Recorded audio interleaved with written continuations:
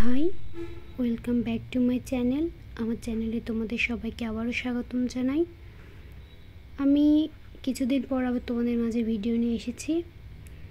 আমার গত ভিডিওতে ছিল ব্যাংক ম্যানেজমেন্ট অর্থাৎ অনার্স ফাইনাল ইয়ারের ডিপার্টমেন্ট অফ ম্যানেজমেন্টের ব্যাংক ম্যানেজমেন্ট নিয়ে একটি ইম্পর্টেন্ট ভিডিও। তো আজকেও আমার ভিডিওটি ঠিক ততটাই ইম্পর্টেন্ট।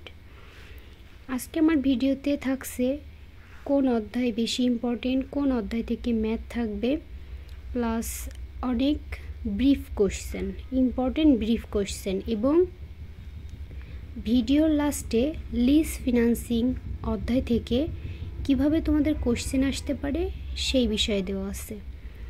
তো আজকে আমি ডিপার্টমেন্ট অফ ম্যানেজমেন্টের ফিনান্সিয়াল ম্যানেজমেন্ট নিয়ে কথা বলবো।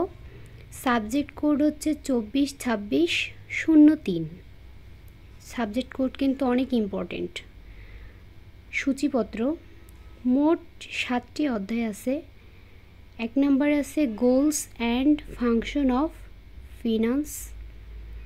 2 নম্বরে আছে capital budgeting and risk analysis. Goals and function of finance এই অধ্যায়টিতে অনেক থিওরি আছে, থিওরিগুলো খুব ভালো করে পড়বে। আর capital budgeting and risk analysis আছে অনেক ম্যাথ, এটা কিন্তু অনেক ইম্পর্টেন্ট একটি চ্যাপ্টার। 3 নম্বরে আছে থিওরি অফ ক্যাপিটাল স্ট্রাকচার, এটাও একটি ম্যাথ। 4 নম্বরে আছে ডিভিডেন্ড পলিসি, এটাও ম্যাথ। 5 নম্বরে আছে ক্যাপিটাল মার্কেটিং ফিনান্সিং, এটাও ম্যাথ। 6 নম্বরে আছে লিজ ফিনান্সিং, এটাও ম্যাথ। 7 নম্বরে আছে ওয়ার্কিং ক্যাপিটাল, এটাতেও অনেক ম্যাথ আছে। তো এই হচ্ছে তোমাদের 7টি অধ্যায়। এই অধ্যায় মাফিক তোমরা ভালো করতে পারবে। এবারে আছে ব্রিফ কোশ্চেন, ইম্পর্টেন্ট কোশ্চেন দেওয়া আছে এখানে বাংলা অর্থ সহ। কারণ অনেক সময় আছে কোশ্চেনের মানেই আমরা ঠিক জানি না, তাই কোশ্চেনের মানেটা জানা থাকলে তোমরা ইংরেজি মিনিং বের করে সাজিয়ে লিখতে পারবে। তাই আমি পাশে বাংলা অর্থসহ এ পার্টের ব্রিফ কোশ্চেন দিয়েছি। কোশ্চেনগুলো কিন্তু অনেক ইম্পর্টেন্ট, আশা করি কমন পড়বে। হোয়াট ইজ ফিনান্স, অর্থায়ন কি? হোয়াট ইজ ইনভেস্টমেন্ট ডিসিশন, বিনিয়োগ সিদ্ধান্ত কি? হোয়াট ইজ সোশিয়াল রেসপন্সিবিলিটি, সামাজিক দায়িত্ব বলতে কি বুঝো? What is corporate governance, corporate শাসন কি? What is corporate finance, corporate অর্থায়ন কি? এটা কিন্তু most important. What is agency cost, প্রতিনিধিত্ব ব্যয় কি? What is hurdle rate, hurdle rate কি? Then what is CSR, CSR এ কর্পোরেট সোশ্যাল রেসপন্সিবিলিটি অর্থাৎ কর্পোরেট সামাজিক দায়িত্ব কি? ইলিবরেট সিএসআর এর পূর্ণ রূপ তোমাদের লিখতে হবে, সিএসআর।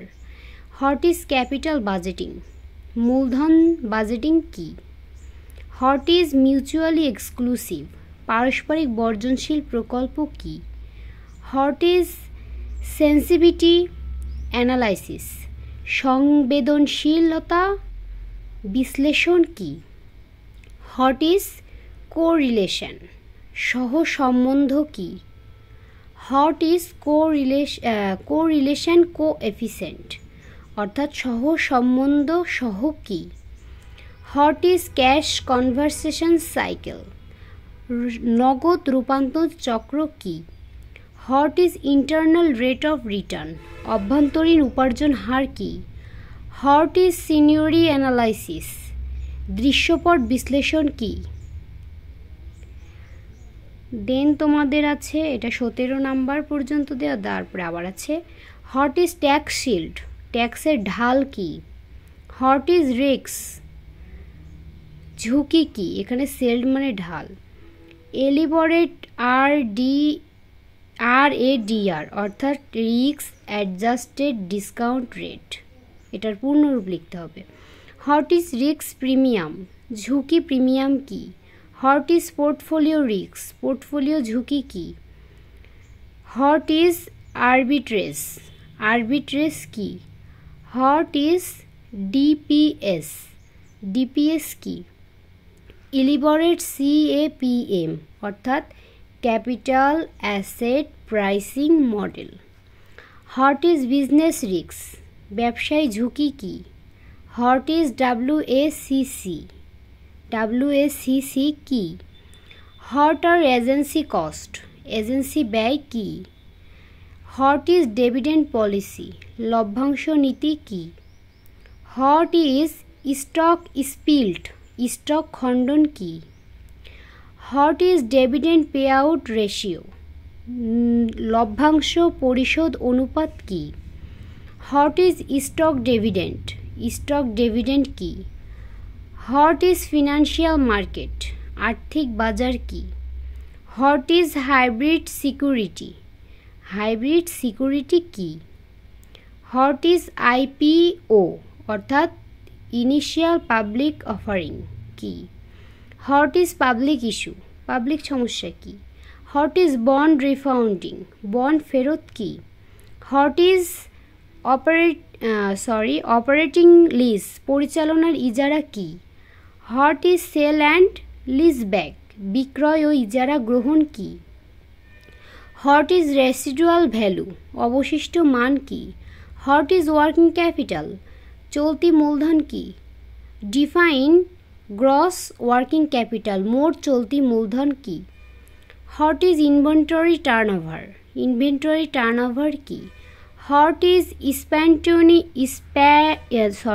Spontaneous financing? স্বতঃস্ফূর্ত অর্থায়ন কি? এই হচ্ছে তোমাদের ব্রিফ কোশ্চেন। শুধু ব্রিফ কোশ্চেন নয়, অনেক ইম্পর্টেন্ট ব্রিফ কোশ্চেন। এই 44টা ব্রিফ কোশ্চেনের উত্তর তোমরা ভালো করে দেখে যাবে। সাম ইনফরমেশন এখানে দেওয়া হয়েছে। ইনফরমেশনগুলো খুবই গুরুত্বপূর্ণ, মনোযোগ সহকারে দেখো। একে রেখেছি capital budgeting and risk analysis. 14 marks থাকতে পারে, অর্থাৎ 14 মার্কসের ম্যাথ থাকতে পারে। বি পার্টে 4 এবং সি পার্টে 10। 2 নম্বরে theory of capital structure, 14 mark থাকতে পারে। বি পার্টে 4, সি পার্টে 10। ডিভিডেন্ড পলিসি 4 মার্কস অথবা 10 মার্কস থাকতে পারে। ডিভিডেন্ড পলিসিতে বি পার্টে তোমাদের 4 মার্কের ম্যাথ আসতে পারে এবং সি পার্টে 10 মার্কের ম্যাথ আসতে পারে। ক্যাপিটাল মার্কেটিং ফিনান্সিং 10 মার্কস থাকতে পারে। লিজ ফিনান্সিং 10 মার্কস শিওর থাকবে। ওয়ার্কিং ক্যাপিটাল 14 মার্ক থাকতে পারে। বি পার্টে 4, সি পার্টে 10। তো এখানে লিজ ফিনান্সিংয়ে 10 মার্ক শিওর। এই জন্য লিজ ফিনান্সিংয়ে ঠিক কোন ধরনের ম্যাথ থাকতে পারে প্লাস কি থাকতে পারে সেই ইম্পর্ট্যান্ট টাইপসগুলো আমি এখানে দিয়ে দিয়েছি। এটা তোমাদের খুব মনোযোগ দিয়ে দেখতে হবে। লিজ ফিনান্সিং অধ্যায়ে যে ধরনের অঙ্ক আসবে, টাইপ 1-এ রেখেছি buying option plus lease option দুইটাই করতে বলা হবে। সমাধান করা শেষে একটা অপশন সিলেক্ট করতে হবে। এখানে অপশন সিলেক্ট করার ব্যাপারে তোমাদের আমি একটি ইম্পর্টেন্ট কথা বলি। Lease option plus buy option solve করার পর যে অপশনের টাকাটা কম, তোমরা সব সময় সেই অপশনটি সিলেক্ট করবে, কারণ সব থেকে কম টাকাটাই সিলেক্ট হবে।